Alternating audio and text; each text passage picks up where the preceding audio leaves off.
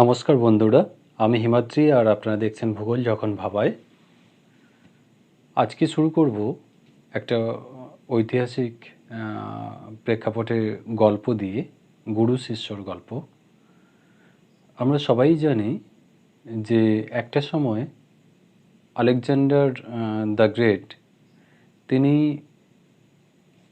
একের পর এক দেশ বীর পরাক্রমে জয় করে চলেছেন এবং তার সেনাবাহিনীতে যে সমস্ত ব্যক্তিরা ছিলেন তারা কিন্তু দীর্ঘদিন কোনো রকম বিশ্রাম ছাড়াই তাদের মাতৃভূমি থেকে কিন্তু অনেক দূরে ছিল। ফলত তারা একটা সময় আর যুদ্ধ করতে রাজি হচ্ছিল না। তারা চাইছিলেন বিশ্রাম এবং তারা ফিরে যেতে চাইছিলেন তাদের মাতৃভূমিতে। তো আলেকজান্ডার তখন খুব সমস্যায় পড়লেন। কি করবেন? ভাবতে ভাবতে তার হঠাৎ মনে হলো তার গুরু অর্থাৎ অ্যারিস্টটলের কথা। তিনি চিন্তা করলেন যে ঠিক আছে, তাহলে আমি আমার গুরুর কাছে সাহায্য প্রার্থনা করি, তিনি কি উপদেশ দেন এই বিষয়ে। তো তিনি তার একজন বিশ্বস্ত চরকে পাঠালেন তার গুরুর কাছে। তা সেই চর যখন অ্যারিস্টটলের কাছে পৌঁছে সব কিছু বললেন, তখন অ্যারিস্টটল খুব চিন্তায় পড়লেন। তিনি চিন্তায় পড়েছিলেন দুটো কারণে। এক হচ্ছে আলেকজান্ডার বিপদে রয়েছেন, দ্বিতীয় হচ্ছে যে তিনি যে উপদেশ বা পরামর্শ দেবেন সেটা যে চর গিয়েছে সেই চর যে বিশ্বাসঘাতকতা করবে না তার কোনো নিশ্চয়তা নেই। তাই তিনি ভাবলেন যে কি করবেন। এমন সময় তার সামনে তিনি তার বাগানের মালিককে দেখতে পেলেন।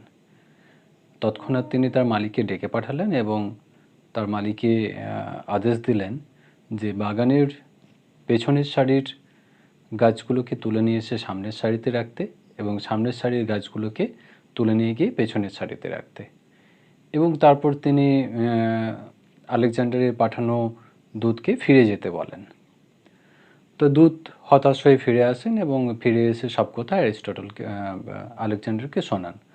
আলেকজান্ডার সব শুনে খুবই হতাশ হন যে তার এই বিপদের দিনে তার গুরু তাকে কোনো পরামর্শ দেয়নি। তো তিনি বিশ্বাস করতে পারছিলেন না। পরক্ষণে তিনি আবার তার চরকে ডেকে পাঠালেন এবং বললেন যে আচ্ছা, ওখানে যাওয়ার পর কি কি ঘটনা ঘটেছে এক্সাক্ট সেগুলো আমাকে বলো। তো তার চর যখন সব কথা খুলে বলল, তখন তিনি তার চরকে ধন্যবাদ দিলেন যে তুমি আমার কাজটা করে দিয়েছো। সেখানে কাজটা কী ছিল? তার গুরু অ্যাকচুয়ালি পরামর্শ দিয়েছিল আলেকজান্ডারকে যে তোমার সেনাবাহিনীর যারা পিছনের সারিতে আছে তাদেরকে সামনে নিয়ে আসো এবং সামনের সারিতে যারা নেতৃত্ব দিচ্ছে তাদেরকে পিছনে নিয়ে যাও, তাহলেই দেখবে যে এই সমস্যা মিটে যাবে। তো এই হচ্ছে গুরু শিষ্যের সম্পর্ক।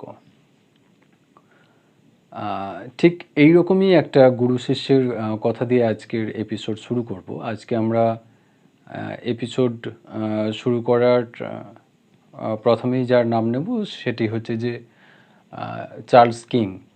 নামের মধ্যে একটা রাজকীয়তা রয়েছে। কিং সাহেব ছিলেন কিন্তু কটন চার্লসের শিষ্য। কটন চার্লস ছিল কিং সাহেবের গুরু।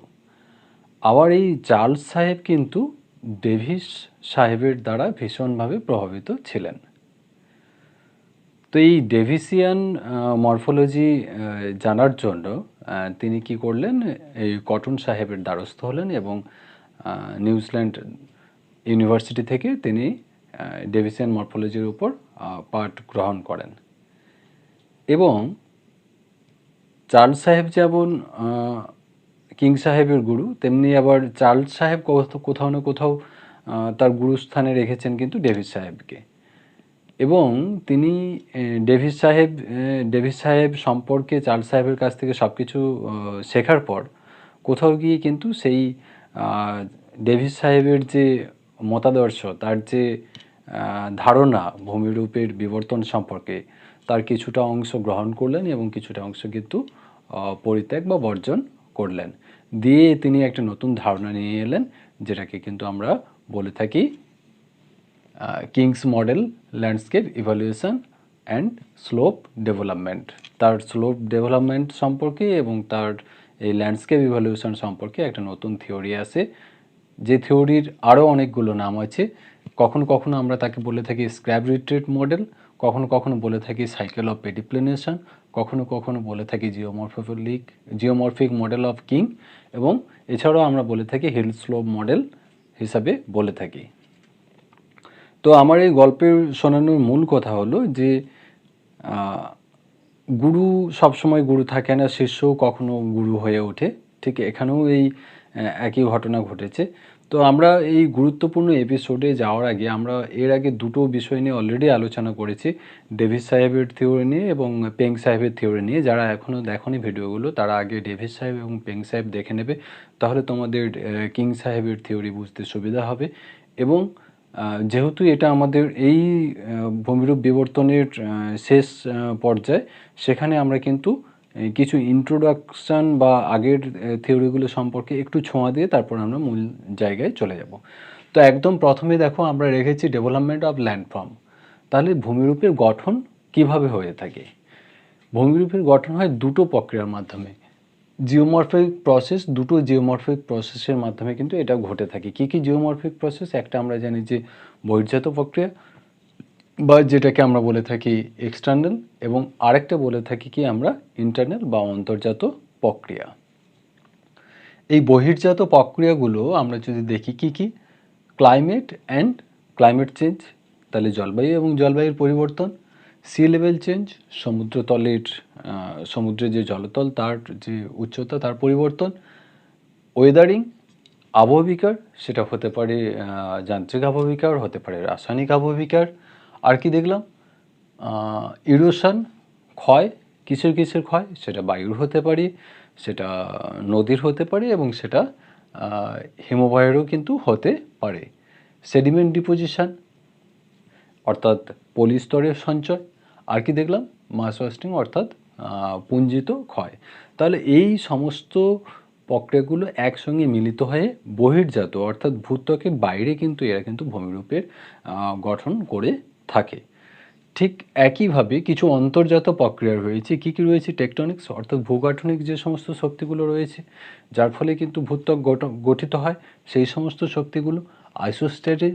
আইসোস্ট্যাসি অর্থাৎ সমস্থিতি, ভলকানিজম অর্থাৎ অগ্নুদ্গম, লিথিফিকেশন অর্থাৎ শিলার গঠন, মেটামরফিজম অর্থাৎ শিলার রূপান্তর, মাউন্টেন বিল্ডিং অর্থাৎ পর্বতের সৃষ্টি। তাহলে পৃথিবীর অভ্যন্তরভাগে চলছে কি? অন্তর্জাত প্রক্রিয়া, এবং পৃথিবীর বহির্ভাগে চলছে কিন্তু বহির্জাত প্রক্রিয়া। তাহলে এই দুটো প্রক্রিয়া কিন্তু নিরন্তর অনবরত কিন্তু পরস্পর লড়াই করে চলেছে, এবং এদের যে লড়াই, এই লড়াইকে আমরা এখানে বলতে পারি যে এক্সটার্নাল যে সমস্ত ফোর্সগুলো কাজ করছে তার ফলে কিন্তু বেশিরভাগ ক্ষেত্রে আমরা দেখতে পাই কি ডিগ্রেডেশন ঘটে থাকে, অর্থাৎ ভূমিরূপের অবনমন ঘটে থাকে। শুধুমাত্র আমরা এখান থেকে বাদ দিতে পারি সেডিমেন্ট ডিপোজিশন, অর্থাৎ পলির সঞ্চয়। এবং তাহলে এক্সটার্নালের দ্বারা আমরা দেখলাম বহির্জাত প্রক্রিয়ার দ্বারা ঘটছে কি ডিগ্রেডেশন, অর্থাৎ ভূমিরূপের অবনমন ঘটছে। আর ইন্টারনাল যেগুলো আছে তার দ্বারা আমরা দেখছি কি অ্যাগ্রেডেশন, অর্থাৎ ভূমিরূপের কিন্তু উত্থান। তাহলে ভূমিরূপের অবনমন এবং উত্থান, এদের মধ্যে কিন্তু লড়াই সবসময় চলতে থাকে, এবং তার ফলস্বরূপ আমরা কি দেখে থাকি? তার ফলস্বরূপ কিন্তু আমরা দেখতে পাই সেখানে কি হয়? তৈরি হয় কিন্তু ল্যান্ডফর্ম, সেখানে তৈরি হয় ভূমিরূপ। এখানে আমরা দেখিয়েছি, দেখো এদের দুজনের লড়াই তৈরি হয় ভূমিরূপ, এবং সেই ভূমিরূপগুলো কী হতে পারে? সেই ভূমিরূপ হতে পারে পর্বত হতে পারে, সে ভূমিরূপ মালভূমি হতে পারে, সে ভূমিরূপ সমভূমি হতে পারে, ইত্যাদি। তাহলে ভূমিরূপ গঠনের একদম প্রাথমিক প্রক্রিয়া হচ্ছে এটি। তারপরে আমরা রেখেছি, দেখো সাইকেল অফ ইরোশন, ক্ষয় চক্রটা কি? এখানে আরেকটু বলে নিই, এই পর্বটা আলোচনার জন্য অনুরোধ করেছিলেন পল্লবী ফৌজদার ম্যাডাম। দুঃখিত ম্যাডাম, অনেকদিন পর আলোচনার সুযোগ পেলাম। আর গত একটি ভিডিওতে দ্য প্যারট অনুরোধ করেছিলেন যে স্যার প্লিজ যদি ইংরেজিগুলোর পাশাপাশি একটু যদি বাংলা করে দেন তাহলে খুবই ভালো হয়। আসলে ইংরেজিতে বোর্ড ওয়ার্ক করতে একটু সুবিধা হয়, বাংলা যেহেতু যুক্তাক্ষর থাকে তাই বোর্ড ওয়ার্ক করতে একটু অসুবিধা হয়। তবু আমি চেষ্টা করেছি যে ইংরেজির পাশাপাশি কিছুটা বাংলাতে বোর্ড ওয়ার্ক করতে, কারণ এই টপিক্সটা এইচএসেরও একটা পার্ট। এইচএসের ছাত্রদের সত্যি সমস্যা পুরোটা ইংরেজিতে করতে, তো সব মিলিয়ে মোটামুটি একটু মানিয়ে নেবেন। সাইকেল অফ ইরোশন, ক্ষয় চক্র কি? না, আমরা জানি যে অন্তর্জাত প্রক্রিয়াগুলোর দ্বারা কিন্তু ভূমিরূপের উত্থান ঘটে। যখনই কোনো ভূমিরূপের উত্থান ঘটে, তার উচ্চতা লাভ করে, তখনই কিন্তু সেখানে কিন্তু যে এক্সটার্নাল যে বহির্জাত প্রক্রিয়াগুলো সেগুলো কিন্তু কাজ শুরু করে দেয়, এবং তারা কি করতে থাকে, ধীরে ধীরে কিন্তু ক্ষয় করে ওই ভূমিরূপকে কিন্তু ক্রমশ খাটো করতে থাকে, এবং একটা সময় এসে কিন্তু তারা কিন্তু ওই সমুদ্র সমতলের সমান জায়গায় নিয়ে আসে। এবং আবার এই প্রক্রিয়ার মধ্যে কিন্তু ভূমিরূপের উত্থান ঘটতে পারে, উচ্চতা বৃদ্ধি হতে পারে। তাহলে এই প্রক্রিয়া কিন্তু চক্রাকারে চলতেই থাকে, এবং এই মূল ব্যাপারটা কিন্তু শুধুমাত্র ক্ষয়ের দ্বারাই বেশিরভাগ হয় বলে এটাকে আমরা কিন্তু বলছি ক্ষয় চক্র। এবার আমরা এই ক্ষয়চক্র নিয়ে আলোচনা করতে গেলে আমাদের তিনটে মানুষের কথা বলতে হবে, তিনটে মহান ব্যক্তিত্বের কথা বলতে হবে, এবং তাদের তিনটি থিওরি সম্পর্কে আমাদের জানতে হবে। কি কি? একটা হচ্ছে ডেভিস সাহেব, একটা পেং সাহেব, এবং একটা হচ্ছে কিং সাহেব। আমরা অলরেডি ডেভিস এবং পেং নিয়ে আলোচনা করেছি, আজকে কিং নিয়ে আলোচনা করব। তবুও মূল পর্বে যাওয়ার আগে একটু ইন্ট্রোডাকশান দিয়ে দিই। এখানে কিন্তু ভূমিরূপ পড়তে গেলে আমাদের মনে রাখতে হবে ভূমিরূপের পরিবর্তন কখন ঘটবে, যখন ঘটবে ঢালের পরিবর্তন। ভূমিরূপের যে ঢাল, সেই ঢালের যখন পরিবর্তন ঘটবে তখনই কিন্তু ভূমিরূপের পরিবর্তন ঘটবে। সুতরাং এখানে কিন্তু ঢালটা একটা গুরুত্বপূর্ণ। এবং এই যে তিনটে যে সাইকেল অফ ইরোশন আমরা পড়ব, সেখানে কিন্তু তিনজনের কিন্তু ঢাল সম্পর্কে ধারণা কিন্তু আলাদা আলাদা। ডেভিস সাহেব যে ঢাল সম্পর্কে যে তত্ত্ব দিয়েছেন সেটাকে আমরা বলে থাকি কি স্লোপ ডিক্লাইন, অর্থাৎ ঢালের কি বলবো, ডিক্লাইন অর্থ করতে গেলে ঢালের পশ্চাদপসরণ আর কি, ঢাল ক্রমশ কমতে থাকে। তারপর আমরা দেখব পেং সাহেবের স্লোপ রিপ্লেসমেন্ট, অর্থাৎ ঢাল কি করে ক্রমশ পরিবর্তন ঘটায়।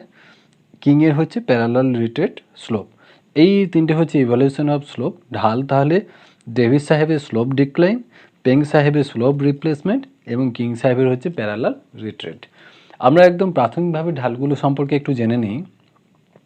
ডেভিস সাহেব যে থিওরি দিয়েছেন সেখানে তিনি বলেছেন যে ভূমিরূপের উত্থান থেকে তারপর সেটা প্যানি প্লেনে যাওয়া পর্যন্ত তিনটি পর্যায়ের মধ্য দিয়ে কিন্তু যায়। তিনি স্টেজের অবতারণা করেছিলেন। কি কি স্টেজের অবতারণা করেছিলেন? তিনি বলেছিলেন যে একটা যৌবন, একটা পরিণত, এবং একটা হচ্ছে বার্ধক্য। এবং এই তিনটে পর্যায়ে তিনি বলেছিলেন যে যৌবন পর্যায়ে ঢাল থাকবে কি, অনেক খাড়া ঢাল থাকবে। পরিণত পর্যায়ে ঢাল কী হবে, অনেকটা কম হবে। এবং বার্ধক্য পর্যায়ে সেই ঢালটা কিন্তু আরও কম হবে। এটাকেই কিন্তু আমরা বলে থাকি কি স্লোপ ডিক্লাইন। একদম সহজভাবে আমি বোঝানোর চেষ্টা করছি, একটু খেয়াল করুন তাহলে বুঝতে পারবেন।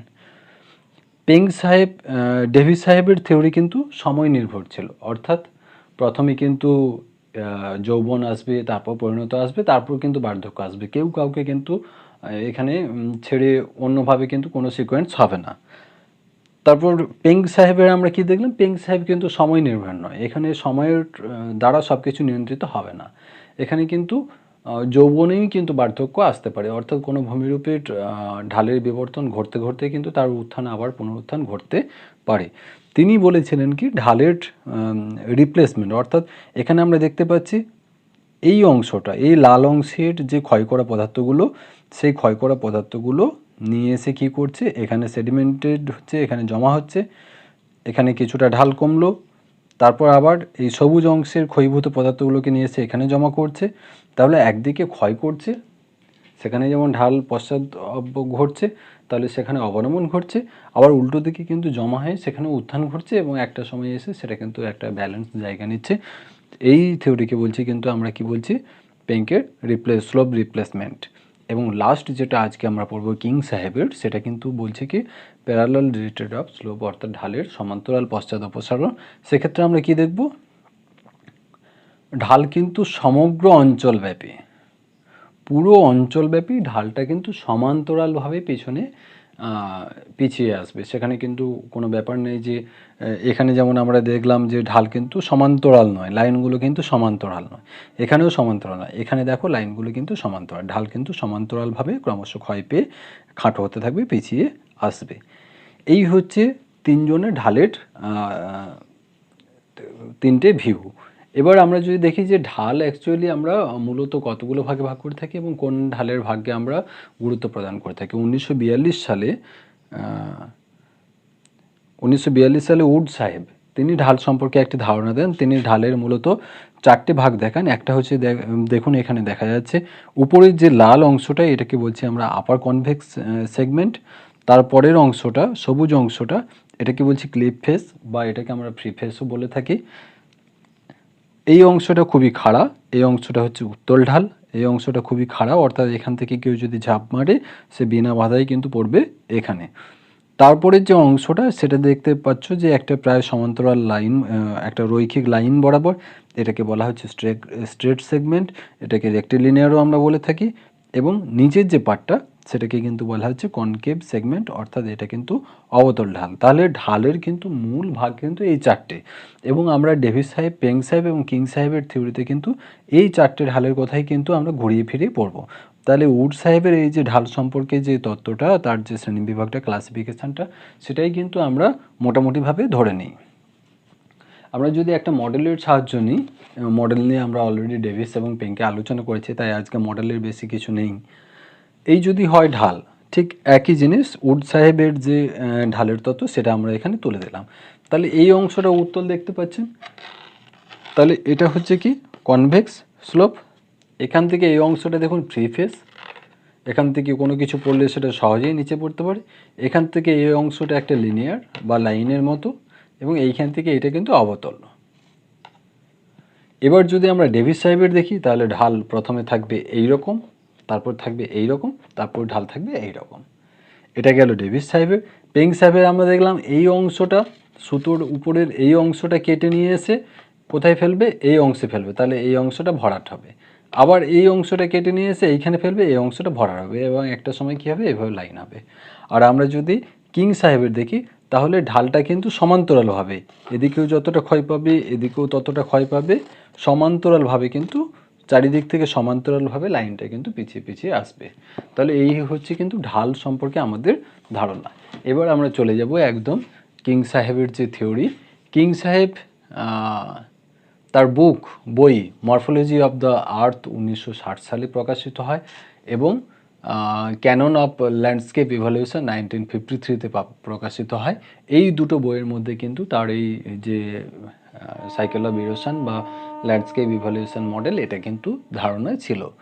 তিনি ট্রেনিং নিয়েছিলেন চার্লস কটনের কাছে, আমি আগেই বলেছি। তার আইডিয়া ইনফ্লুয়েন্স প্রভাবিত ছিল কার দ্বারা, তিনি শুধুমাত্র সাউথ আফ্রিকার উপরেই কিন্তু ভূমিরূপের উপর অবজারভেশন করছিলেন। সুতরাং সেই আফ্রিকার ভূমিরূপের উপরে কিন্তু তার এই যে মডেল সেটা কিন্তু অনেকটাই বেশি প্রভাবিত। তিনি কি রিজেক্ট করেছিলেন, তিনি রিজেক্ট করেছিলেন uplift and slope found by পেঙ্কের যে আপলিফমেন্ট থিওরি এবং তার যে ঢালের তত্ত্ব সেটাকে তিনি খারিজ করেছিলেন, এবং তিনি অ্যাকসেপ্ট করেছিলেন কি ডেভিসের যে স্টেজ, স্ট্রাকচার, প্রসেস এবং স্টেজ, অর্থাৎ প্রত্যেকটা ভূমিরূপেরই একটা স্ট্রাকচার থাকবে, সেখানে কিছু প্রসেস কাজ করবে এবং কতগুলো স্টেজের মাধ্যমে সেটা পরিচালিত হবে। তবে তিনি যে এই যে স্ট্রাকচার, প্রসেস, স্টেজ, এই যে তিনটে পর্যায়ের কথা বলেছিলেন, সেই পর্যায়টার সিকোয়েন্সটা কিন্তু একটু আলাদা করে নিয়েছিলেন। তিনি প্রথমে নিয়ে এসেছিলেন কি, তিনি প্রথমে নিয়ে এসেছিলেন প্রসেস, তারপর স্ট্রাকচার, তারপরে রয়েছে যে স্টেজের পার্টগুলো। তিনি এই প্রসেস বলতে কোনটার কথা বলেছেন, প্রসেস বলতে তিনি কিন্তু মেনলি বলেছেন সেমি এরিড এনভায়রনমেন্টের কথা বলেছেন, অর্থাৎ শুষ্ক প্রায় বা শুষ্ক অঞ্চলের উপরে কিন্তু তিনি বলেছেন। তিনি মূলত যেহেতু ডেভিস এবং পেঙ্কের যে প্রেক্ষাপট ছিল, সেই প্রেক্ষাপটটা কিন্তু মোটামুটি একটা গ্লোবাল ছিল, কিন্তু তারা মূলত যে জলের ক্ষয় তার দ্বারাই বলেছিলেন, কিন্তু কিং সাহেব কিন্তু সেখানে ওয়েদারিং বা আবহবিকার এই ধরনের প্রক্রিয়াগুলোকেও কিন্তু গুরুত্ব আরোপ করেছেন। এবং পরবর্তীকালে তার যখন সমালোচনা হয় তখন তিনি কি করেছেন, এই আফ্রিকার শুধুমাত্র এই যে সেমি এরিড বা এরিড রিজনের যে কনসেপ্টটা সেটাকে তিনি গ্লোবালি প্রয়োগ করার চেষ্টা করেছেন। সেটা আমরা ইভ্যালুয়েশন পার্টে গিয়ে পড়ব। তাহলে এই অংশে যাওয়ার আগে আমরা দেখে নিই কয়েকটা সাধারণ জিনিস একটু জেনে নিই কিংয়ের থিওরিতে যাওয়ার আগে। এক হচ্ছে স্লোপ এলিমেন্ট, কিংয়ের ভাষায় ঢালের ভাগগুলো কী কী রয়েছে। এক হচ্ছে ওয়াক্সিং স্লোপ, একদম ওপরের ঢালটি, এই যে উত্তল ঢাল, উপরের যে উত্তল ঢাল, এটাকে কিং কি বলেছেন, ওয়াক্সিং স্লোপ। এই যে লাল কালারের যেটি সেটিকে বলছেন কি ওয়াক্সিং স্লোপ। কিংয়ের মতে এই অংশের ভূমিভাগ কিন্তু খুব একটা কঠিন বা দৃঢ় নয়, এই অংশের ভূমিভাগ হবে কি আলগা, এবং সেটা কি হবে, সেটা কিন্তু খুব সহজেই ক্ষয় পেয়ে কিন্তু নিচের দিকে নামবে। তারপরে এটাকে ফ্রিফেস স্লোপ বলেছেন। এই ফ্রিফেস স্লোপ বা এটাকে স্টিপ বা খাড়া ঢাল আমরা বলতে পারি। এই যে ব্লু কালারের যে লাইন অংশটা দেখা যাচ্ছে, আমি একটি 3D ছবি আঁকার চেষ্টা করেছি, এটাকে তিনি স্কার্পও বলেছেন। তাহলে এই অংশ দিয়ে ক্ষয়প্রাপ্ত পদার্থগুলো এই অংশ দিয়ে উন্মুক্তভাবে পড়তে পারে। পড়ার পরে এই যে কালো অংশটা, ডার্ক অংশটা, ঢালের এই অংশটাকে বলা হচ্ছে কি ডেব্রিস স্লোপ। অর্থাৎ এখানে ক্ষয়ীভূত পদার্থগুলো এসে ডেব্রিসগুলো কোথায় জমা হবে, এই অংশে ডেব্রিসগুলো কিন্তু জমা হবে, এবং তারা কিন্তু ওই গ্র্যাভিটেশনের ফলে, মাধ্যাকর্ষণ শক্তির ফলে কিন্তু আস্তে আস্তে নামতে থাকবে।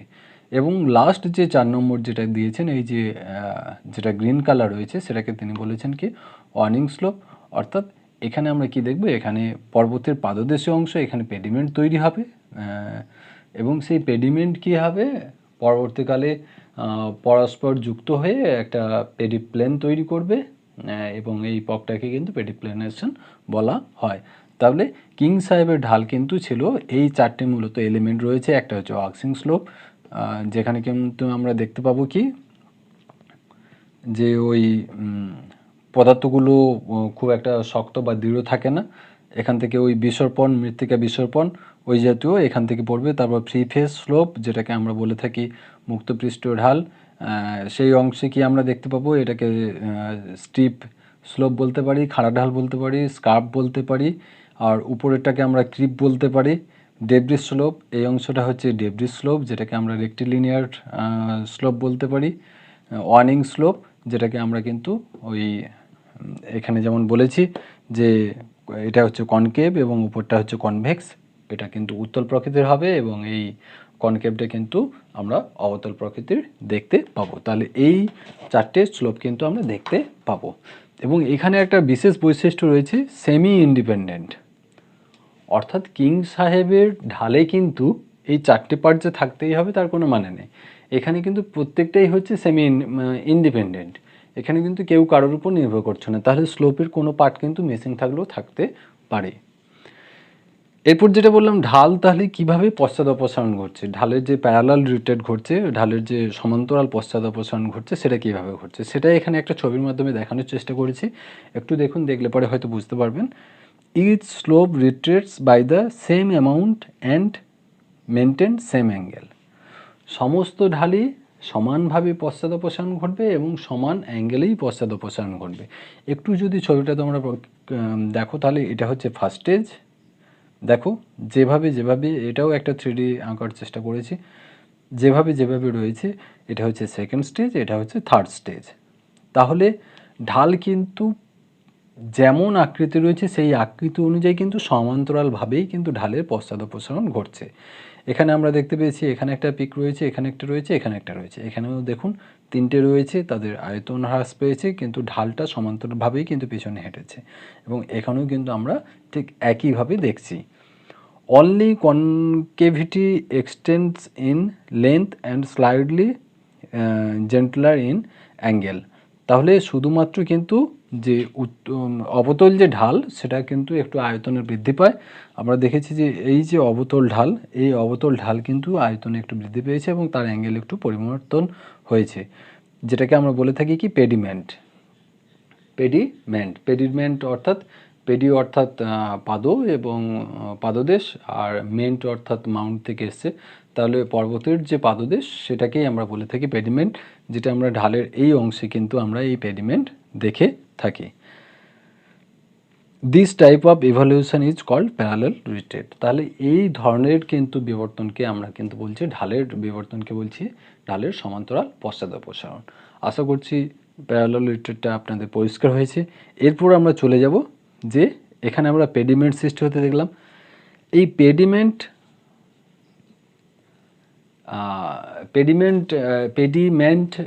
যখন আমরা পেডিমন্ট বলবো, পেডিমন্ট অর্থাৎ সেখানে কিন্তু আমরা শুধুমাত্র পেডিমেন্ট দেখব না, আমরা জানি যে বায়ু এবং জলের যে যৌথ ক্ষয়কাজ সেখানে আমরা দেখতে পাই পেডিমেন্ট, বাজেদা এবং প্লায়া। তো এখানেও কিন্তু ওই একই ঘটনা ঘটে থাকে। পেডিপ্লেন আমরা কি দেখব? Is an extensive plain formed by the coalitions of pediments. তাহলে অনেকগুলো পেডিমেন্ট, তাহলে কি দেখতে পাচ্ছি আমরা? এখানে দেখতে পাচ্ছি পেডিমেন্ট সৃষ্টি হয়েছে, ঢালের নিচে পেডিমেন্ট সৃষ্টি হয়েছে। অনেকগুলো পেডিমেন্ট যখন পরস্পর যুক্ত হবে তখন কি হবে? একটা পেডিপ্লেন, একটা সমভূমি, পাদ সমভূমি কিন্তু তৈরি হবে। এবং এই পেডিমেন্ট থেকে পেডিপ্লেন তৈরি হওয়ার যে প্রক্রিয়া সেটাকে কি বলছি আমরা? পেডিপ্লানেশন। বোঝা গেল নিশ্চয়ই পরিষ্কারভাবে।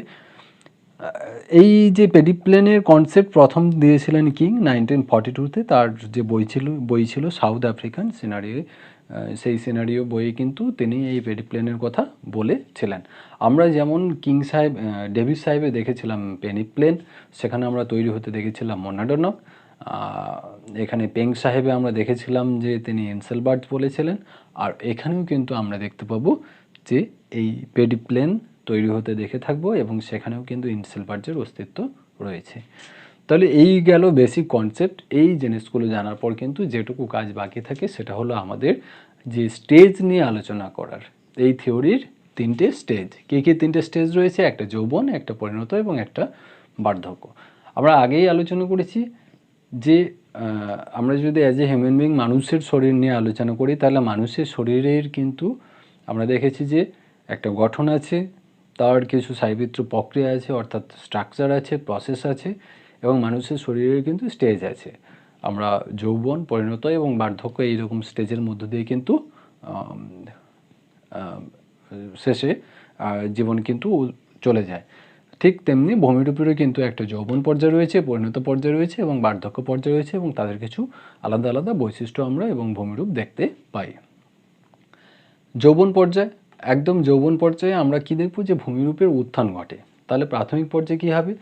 তিনিও মনে করেন ডেভিস সাহেবের মতো ভূমিরূপের উত্থান কিন্তু হবে দ্রুত, এবং উত্থান যতক্ষণ না সম্পূর্ণ হচ্ছে ততক্ষণ কিন্তু সেখানে ক্ষয়কাজ শুরু হবে না, বিশেষ শুরু হবে না। তাহলে ভূমিরূপের উত্থান হচ্ছে এবং সেখানে কি দেখতে পাচ্ছি আমরা? ঢালের অসামঞ্জস্য তৈরি হচ্ছে। অর্থাৎ একটা ভূমিরূপ কিন্তু উত্থান লাভ করেছে এবং সেখানে কিন্তু একটা ঢাল তৈরি হয়েছে, যে ঢাল নিয়ে আমরা এতক্ষণ আলোচনা করলাম।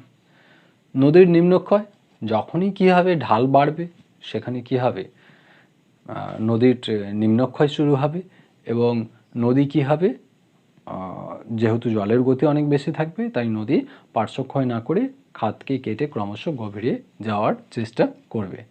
ফলে সেখানে আমরা কি দেখতে পাবো? ভি আকৃতির উপত্যকা, যেটাকে আমরা বলছি গিরিখাত, এবং শুষ্ক অঞ্চলে আমরা দেখতে পাবো যে সেটা ভি না হয়ে আয় আকৃতির হয় এবং সেটা অনেক গভীর পর্যন্ত যায়, সেটাকে আমরা বলে থাকি কি? ক্যানিয়ন। তাহলে এই পর্যন্তই গেল। এরপর আমরা কি দেখব? খাড়া ঢালযুক্ত ভৃগু। আমরা তাহলে দেখতে পাবো কি? এখানে দেখে নিন, এই হচ্ছে মডেলের ছবি। এখানে আমরা দেখতে পেয়েছি এই যে পর্যায়, এই দাগ পর্যন্ত, এই পর্যায়টাকে বলছি আমরা উত্থান। এইখান পর্যন্ত আমরা ধরে নিলাম ভূমিরূপের উত্থান ঘটছে। তার পরের অংশ দেখুন যৌবন। যৌবন পর্যায়ে ভি আকৃতির উপত্যকা বললাম, এবং সেখানে কিন্তু ক্যাননও সৃষ্টি হয়। এবং যে ঢালগুলো দেখুন, ভৃগু দেখুন অনেক কিন্তু খাড়া ঢাল বিশিষ্ট হবে। তাহলে খাড়া ঢালযুক্ত ভৃগু যখনই পুনরুত্থান হয়, কোনো ভূমিরূপ যখনই উত্থান লাভ করে, সেখানে যখনই ঢালের অসামঞ্জস্যতা তৈরি হবে, তখন আমরা কি দেখতে পাবো? সেখানে কিন্তু নিকবিন্দু তৈরি হয়। নিকবিন্দু কখন তৈরি হয়? একটা ঢাল যখন, একটা ভূমিরূপ যখন এইভাবে রয়েছে, হঠাৎ করে যদি এই এতটা অংশ যদি ভূমিরূপ উত্থান লাভ করে, তাহলে কি হবে? এই যে উঁচু ঢাল থেকে এই যে নিচু ঢাল, এইখানে কি হবে? নদী লাফ দেবে। ফলে এই একটা নিকবিন্দু, এবং এই নিকবিন্দুতে কি হয়? জলপ্রপাত সৃষ্টি হয়। এবং নিকবিন্দু কি হয়? ক্রমশ মোহনা থেকে কিন্তু ক্রমশ উৎসের দিকে ধীরে ধীরে এগিয়ে যেতে যেতে একটা সময় কিন্তু নিকবিন্দু হারিয়ে যায়, যেটা আমরা আগেই ডিটেলস আলোচনা করেছি, তাই তাতে আর বিশেষ যাচ্ছি না। এবং কি পার্শ্বক্ষয় কিন্তু ধীরে ধীরে বাড়তে থাকে। তাহলে প্রথমে আমরা দেখলাম নিম্নক্ষয় তাহলে ধীরে ধীরে হ্রাস পাচ্ছে যৌবন পর্যায়ের মধ্যে, এবং সেখানে আমরা কি দেখছি ক্রমশ কিন্তু পার্শ্বক্ষয় কিন্তু বাড়তে শুরু করছে। এর ফলে কী হবে, ভৃগুর পশ্চাৎ অপসারণ, তাহলে ঢাল কী হবে, ক্রমশ কিন্তু পিছিয়ে পিছিয়ে যাবে, ঢালের এখানে পশ্চাৎ অপসারণ ঘটবে। এই যখনই ঢালের পশ্চাৎ অপসারণ ঘটবে তখনই আমরা কি দেখব, সেখানে কিন্তু তৈরি হবে কি পেডিমেন্ট। ঢাল পিছিয়ে পিছিয়ে ঢাল ক্রমশ ক্ষয় পেতে পেতে, আমরা যদি কিং সাহেবের মডেল দেখি সেখানে তিনি কিন্তু বলেছেন যে আফ্রিকার উপকূল থেকে কিন্তু এই নিকবিন্দু বা এই ঢালের পরিবর্তন শুরু হয় এবং উপকূল থেকে সেটা মহাদেশের অভ্যন্তরে কিন্তু ক্রমশ পিছিয়ে পিছিয়ে যায়। তাহলে পেডিমেন্ট সৃষ্টি হলো, এবং এই পেডিমেন্টের মাঝে কিছু কিছু কিন্তু ভূমিরূপ, যেটা অবশিষ্ট পাহাড় ধরনের, যেটা ইনসেলবার্ট সম্পর্কে আমাদের সবারই আইডিয়া আছে যে গোলাকার ভূমিরূপ, যেটা কিন্তু চারিদিক থেকে ক্ষয়ের ফলে চারিদিকটা মসৃণ হয় এবং উত্তল প্রকৃতির একটা ভূমিরূপ হয়, সেটাকে বলছি আমরা ইনসেলবার্ট। সেটা কিছুটা আমরা যদি ছবিতে দেখি এটাকেই আমরা ইনসেলবার্ট বলতে পারি। এই অংশকে চারিদিকটা মোটামুটি মসৃণ উত্থিত ভূমিভাগ, এটা ক্ষয়ের অবশিষ্ট অংশ থেকে যাওয়াতেই তৈরি হয়েছে। তাহলে এখানেও কিন্তু আমরা ইনসেলবার্ট দেখতে পাই। এই ইনসেলবার্টের উদাহরণ হিসেবে বলতে গেলে আমরা কিন্তু দেখো এখানে ছবিতে দিচ্ছি, আফ্রিকাতে ব্রাজিলে কিন্তু আমরা এইরকম ইনসেলবার্ট দেখতে পাই। এরপর দেখো বোনহাট। ইনসেলবার্ট ক্ষয় পেয়ে বোনহাট হয়, এবং সেটা যখন আরও ক্ষয় পেয়ে সংকীর্ণ হয় তাকে আমরা বলি কি ক্যাসেল কপিজ। তিনটেরই ছবি এবং এক্সাম্পল আমি দিয়ে দিচ্ছি এখানে, অরিজিনাল বাস্তব ছবিটা দেখলে পারে তোমরা বুঝতে সুবিধা হবে। দেখে নাও, এটা হচ্ছে ইনসেলবার্ট, ছবিতে দেখো এটা হচ্ছে বোনহাট আর এটা হচ্ছে ক্যাসেল কপিজ। তাহলে এই গেল যৌবন পর্যায়ে। যৌবন পর্যায়ে আমরা দেখলাম কিন্তু যে নিম্নক্ষয় বন্ধ হয়ে যাওয়ার পথে প্রায়, এবং পার্শ্বক্ষয় কিন্তু শুরু হয়ে গিয়েছে। তাহলে পরিণত পর্যায়ে এসে কি দেখবো আমরা, নিম্নক্ষয় শেষ।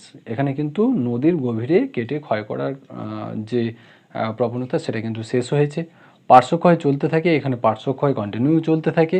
তার ফলে কী হয়, ভৃগুর পশ্চাৎ অপসারণ, আরও যে ভৃগু ঢালের যে পেছন দিকে যাওয়া সেটা চলতে থাকবে। পেডিমেন্টের বিস্তৃতি, পাদ সমভূমি, ঢালের পরে যে সমভূমি সেটার তাহলে কী হবে, ক্রমশ কিন্তু বাড়বে। এই সমভূমির কথা বলছি, সেই সমভূমির বিস্তার ক্রমশ ঘটবে এবং ইনসেলবার্ট সংখ্যায় এবং আকৃতিতে হ্রাস পাবে। ইনসেলবার্ট ক্রমশ ক্ষয় পেয়ে বোনাড হবে, ক্যাসেল কপিজ হবে, এবং কোনো কোনো ইনসেলবার্ট কিন্তু হারিয়েও যাবে। ফলে ইনসেলবার্টের সংখ্যাটাও কিন্তু ক্রমশ কমবে। তাদের বন্ধুরতা কী হবে, স্থির থাকতে পারে। ভূমিরূপের যে বন্ধুরতা উঁচু নিচু সেটা কখনোই বৃদ্ধি পাবে না, সেটা হয় স্থির থাকবে, না হলে সেটা হ্রাস পাবে। উপত্যকার বিস্তৃতি ঘটবে এবং অবশিষ্ট পাহাড় হিসাবে কিন্তু কিছু ভূমিরূপ অবস্থান করবে। তাহলে এই গেল পরিণত পর্যায়। এবং বার্ধক্য পর্যায়ে যদি আমরা দেখি সেখানে আমরা দেখব যে ক্ষয়িত এবং অবলুপ্ত প্রায় ইনসেলবার্ট, ক্ষয় পাওয়া এবং প্রায় অবলুপ্ত প্রায় একদম শেষের পথে কিছু ইনসেলবার্ট আমরা এখানে দেখতে পাবো। বন্ধুরতা বিশেষভাবে হ্রাস পায়, এখানে ভূমিরূপ কোনো বন্ধুরতা বিশেষ থাকবে না, প্রায় সমতল ভূমিরূপ, একাধিক অবতল ঢাল বিশিষ্ট পেডিপ্লেন আমরা দেখতে পাবো।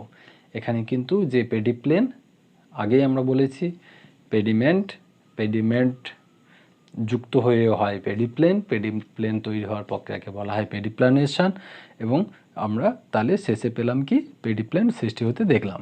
আমরা যদি এখানে ছবিতে দেখে নিই যৌবন পর্যায়ে, সেখানে দেখো ঢালের সমান্তরাল পশ্চাৎ অপসারণ আমরা দেখিয়েছি, বিভিন্ন কালার দিয়ে ঢালগুলোকে দেখিয়েছি। পরিণত পর্যায় সেখানে দেখো কত ক্ষয় হয়েছে। এখানে আমরা দেখতে পাচ্ছি কি এখানে ইনসেলবার্ট ক্ষয় পেয়ে বোনহাট, এবং শেষে কিন্তু ইনসেলবার্ট একদম অবলুপ্ত প্রায়, সেটাকে আমরা ক্যাসেল কপিজ বলতে পারি। এখানে যদি আমরা দেখি এই হচ্ছে পুরো মডেল, যে এদিকে হচ্ছে উচ্চতা আর এদিকে হচ্ছে পর্যায় বা স্টেজ। তাহলে যৌবন পর্যায়ে দেখো ভূমিরূপ কতটা উঁচু, তারপরে দেখছি যে আমরা ভূমিরূপের উচ্চতা কিন্তু এই যে রেড লাইন ডটেড সেটা ক্রমশ হ্রাস পাচ্ছে। এই হচ্ছে ক্ষয়ের নিম্ন সীমা।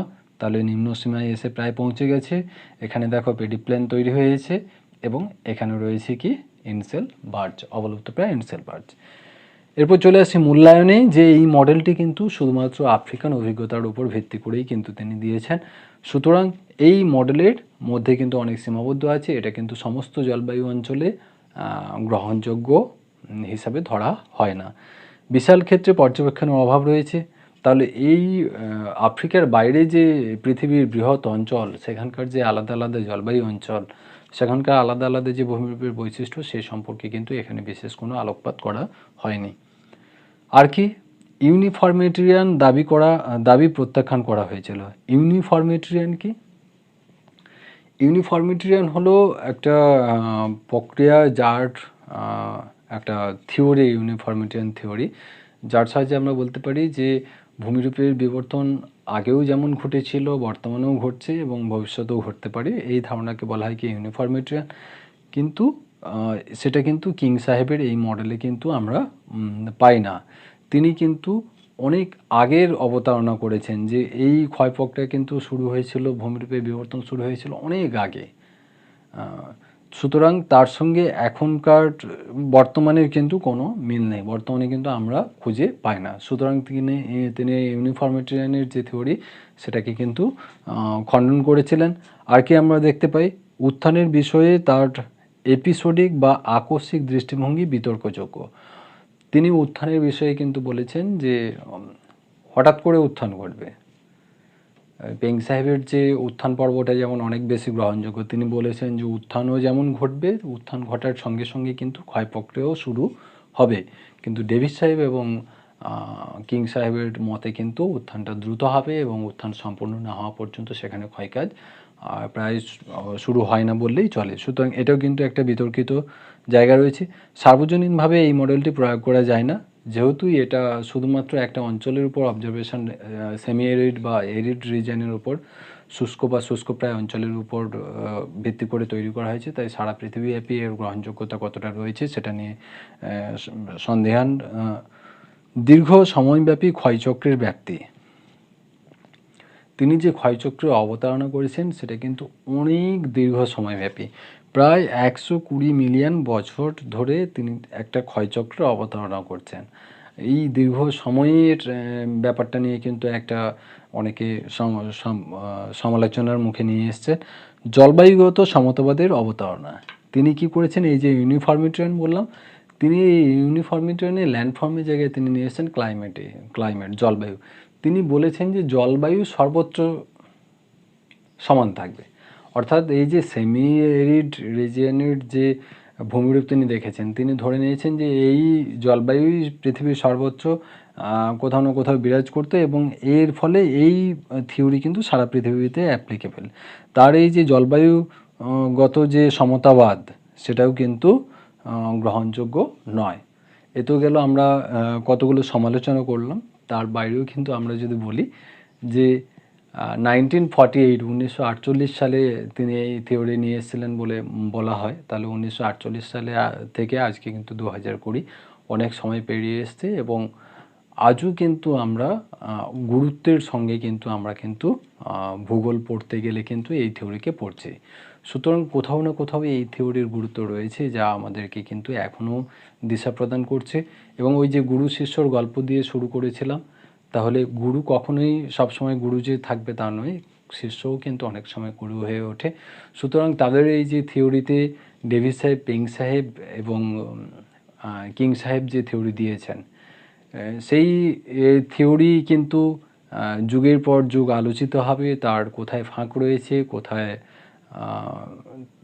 প্রত্যেকটা লাইন, প্রত্যেকটা শব্দ থেকে কিন্তু আবার নতুন অধ্যায় সূচিত হবে, আমরা অনেক কিছু নতুন জানতে পারবো। এই জন্যই হচ্ছে ভূগোল একটা ডাইনামিক, একটা গতিশীল বিষয়, যার ধারণা কিন্তু আমরা যত দিন যাবে তার সঙ্গে সঙ্গে কিন্তু পরিবর্তন হতে দেখে থাকবো। আশা করছি আপনাদের বোঝাতে পারলাম ব্যাপারটা। সবাই সুস্থ থাকবেন, ভালো থাকবেন। আর একটা কথা আমি সাধারণত অনুরোধ করি না, প্লিজ যদি ভিডিওটা দেখে থাকেন আর যদি ভালো লেগে থাকে, তাহলে অবশ্যই লাইক এবং কমেন্ট করবেন। আর যদি ভালো না লেগে থাকে, তাহলে কিন্তু কমেন্ট করে জানাবেন যে কেন ভালো লাগলো না, কোন জায়গাটা ভালো লাগলো না। সবাই সুস্থ থাকবেন, ভালো থাকবেন। ধন্যবাদ। নমস্কার।